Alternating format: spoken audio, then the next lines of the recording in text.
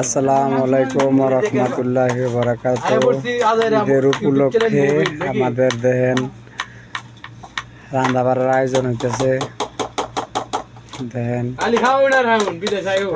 বিদেশ বাতি যারা যারা আছো তারা আইও। উড়ের মাংস খাইবা, উড়ের মাংস, উডের মাংস দেখেন দাওয়াত সবার রইল। বাংলাদেশের প্রবাসী যারা আইতেন চাইতেছেন তাড়াতাড়ি আইয়েন, জলদি আইয়েন, কোনো অভাব নাই। এনে টাকা থাকলে কোনো সমস্যা নেই। আইয়েন, নিজে ফাঁক করে খাইবেন, অনেক ভালো লাগবে। সবার থেকে অনেক ভালো লাগবে। এই যে কালকে একটা ঈদের দিন কি একটা আনন্দ লাগতেছে।